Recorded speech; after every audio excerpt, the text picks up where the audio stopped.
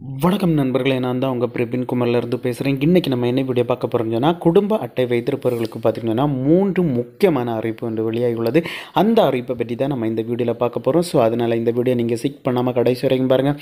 இதே மாதிரி பயனுள்ள வீடியோலாம் தொடர்ந்து நம்ம சேனலில் வந்துட்டு இருக்கும். ஃபஸ்ட் டைம் நீங்கள் நம்ம சேனலில் பார்க்குறீங்கன்னா சப்ஸ்கிரைப் பண்ணி சப்போர்ட் பண்ணுங்கள். வாங்க ஃப்ரெண்ட்ஸ், நம்ம வீடியோக்குள்ளே போகலாம்.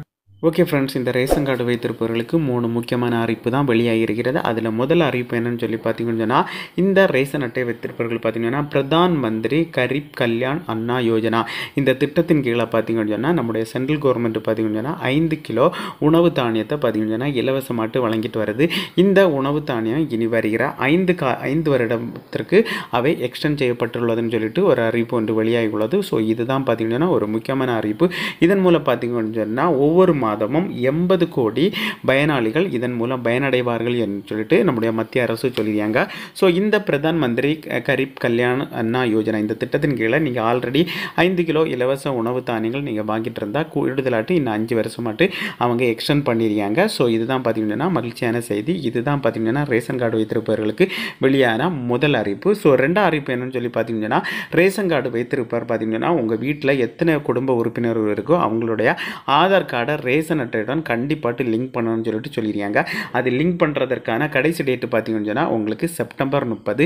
இன்னும் நீங்கள் பார்த்தீங்கன்னா உங்களுடைய குடும்ப அட்டையோட உங்களுடைய ஆதார் கார்டு இன்னும் லிங்க் ஆகலைன்னு சீக்கிரமாட்டு லிங்க் பண்ணிடுங்க. இன்னும் குறுகிய நாட்கள் மட்டும்தான் இருக்குது. இது எப்படி லிங்க் பண்ணணும்னு சொல்லி பார்த்தீங்கன்னா, நீங்கள் பார்த்தீங்கன்னா உங்களுடைய நியரஸ்ட்டாக இருக்கிற உங்களுடைய ரேஷன் கடையில் போய் நீங்கள் உங்களுடைய ஆதார் கார்டை லிங்க் பண்ணிக்கலாம். இல்லைன்னு சொல்லி பார்த்தீங்கன்னா உங்களுடைய நியரஸ்ட்டாக இருக்கிற தாசில்தார் ஆஃபீஸில் போய் நீங்கள் உங்களுடைய ரேஷன் அட்டையுடன் உங்களுடைய ஆதார் கார்டை நீங்கள் லிங்க் பண்ணிக்கலாம். இதுதான் பார்த்தீங்கன்னா ரேஷன் கார்டு வைத்திருப்பவர்கள் வெளியான 2வது அறிவிப்பு.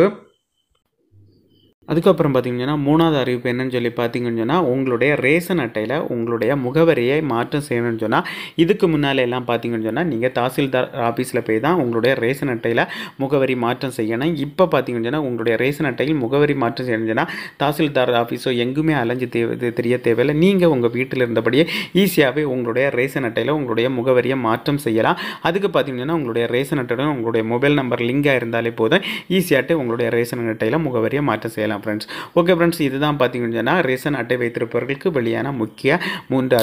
ஓகே ஃப்ரெண்ட்ஸ், இந்த வீடியோ பிடிச்சிருன்னு சொல்லிட்டு நம்புறேன். இந்த வீடியோ பிடிச்சிருந்தா ஒரு லைக் பண்ணுங்கள், உங்கள் ஃப்ரெண்ட்ஸ் ஷேர் பண்ணுங்கள். இந்த வீடியோவில் ஏதாவது டவுட் இருந்தால் கமெண்ட் செக்ஷனில் கமெண்ட் பண்ணுங்கள். நான் கண்டிப்பாக ரிப்ளை பண்ணுறேன். இதே மாதிரி இன்னொரு நல்ல ஒரு வீடியோவில் சந்திக்க வர உங்களிடமிருந்து விடைபெறுவது உங்கள் பிரபின்.